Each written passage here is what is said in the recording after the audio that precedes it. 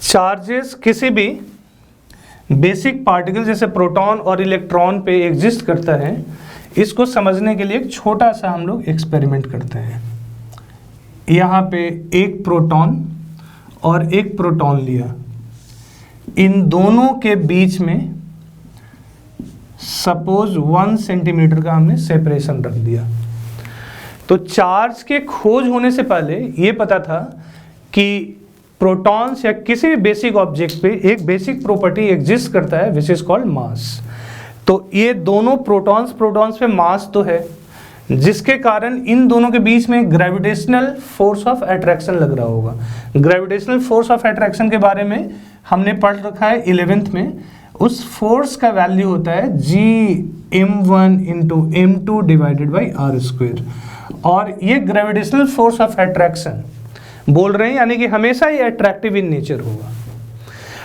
अब इस वाले फोर्स के अकॉर्डिंग जो मैग्नीट्यूड आना चाहिए इन दोनों प्रोटॉन्स के बीच में लगने वाला फोर्स का, उससे कई गुना ज़्यादा एक्चुअल जब फोर्स मेजर किया गया प्रोटॉन के बीच में, तब ये वाले फोर्स का वैल्यू आया। सपोज इसका जो ऑर्डर आएगा वो 10⁻⁻60 न्यूटन्स के टर्म में आना चाहिए था।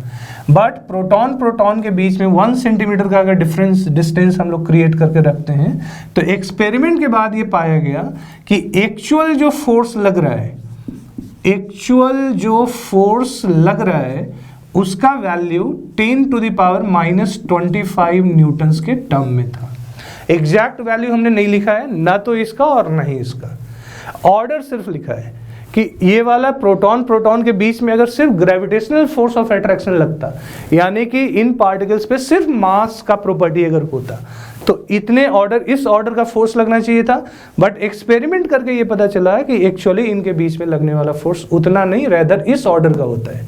अब उसके रेस्पेक्ट में ये वाला जो फोर्स है ये काफ़ी ज़्यादा बड़ा है, 10⁻35 टाइम्स बड़ा का अंदाजा आप नहीं लगा सकते, ये काफ़ी बड़ा फोर्स है। तो ये काफ़ी बड़ा फोर्स सिर्फ मास वाले प्रॉपर्टी के कारण तो हो नहीं सकता है।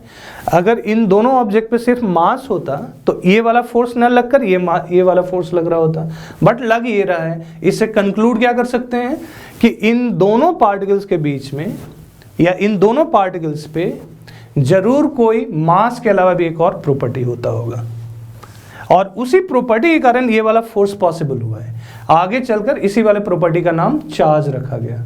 इसी वाले प्रॉपर्टी का नाम क्या बोला हमने? चार्ज रखा गया। तो ये वाला प्रोटॉन का स्टोरी है। सबसे बड़ी बात कि ये वाला फोर्स अगर ग्रेविटेशनल लगता है तो ये अट्रैक्टिव इन नेचर होना चाहिए था, बट ये पाया गया कि इनके बीच में लगने वाला फोर्स रिपल्सिव इन नेचर है। तो एक दूसरा यहाँ पे कॉन्ट्राडिक्शन और आया। इसका मतलब इन दोनों के बीच में लगने वाला ये जो फोर्स है, जिसके सामने ये वाला फोर्स नेग्लिजिबल है, वो मास के कारण नहीं किसी और प्रॉपर्टी के कारण पॉसिबल है। सिमिलरली एक इलेक्ट्रॉन और एक इलेक्ट्रॉन को एक दूसरे से सेम 1 सेंटीमीटर से सेपरेट करके रखा गया। अब इनके बीच में लगने वाला फोर्स अगेन 10⁻65 66 इस तरह किसी ऑर्डर का होना चाहिए था, बट अगेन पाया गया कि एक्सपेरिमेंट के बाद कि इन दोनों के बीच में लगने वाला फोर्स उस ऑर्डर का ना होकर एग्जैक्टली इतने ही ऑर्डर का है। अगेन ये कैसे पॉसिबल है? जब इलेक्ट्रॉन पे मास के अलावा कोई दूसरा प्रॉपर्टी हो तो। अब साइंटिस्ट जो भी एक्सपेरिमेंट कर रहा है वो क्या कंक्लूड करेगा? चूंकि प्रोटॉन के बीच में उतना ही फोर्स लग रहा है एग्जैक्टली जितना इलेक्ट्रॉन के बीच में लग रहा है, तो जरूर जो वाला प्रॉपर्टी इस प्रोटॉन पे है यही एग्जैक्टली वही वाला प्रॉपर्टी इस इलेक्ट्रॉन पे भी है। जो प्रॉपर्टी प्रोटॉन पे है वही वाला प्रॉपर्टी इलेक्ट्रॉन पे भी है। सेम मैग्नीट्यूड सेम नेचर का, क्योंकि यहाँ पे भी रिपल्सिव फोर्स लग रहा है, यहाँ पे भी रिपल्सिव फोर्स लग रहा है। ये सब एक्सपेरिमेंट से पता चला। तो जो नेचर इस पे वही नेचर इस पे। बट अगला जो एक्सपेरिमेंट है, अच्छा इसके साथ साथ एक और भी चीज हुआ। न्यूट्रॉन और न्यूट्रॉन को अगर सेपरेट करके रखा गया थोड़े डिस्टेंस 1 सेंटीमीटर से, तो पता चला इनके बीच में लगने वाला फोर्स 0 है। इसका मतलब 0 नहीं, रेदर जितना आना चाहिए था इस वाले फॉर्मूले से उतने ही के इक्वल है।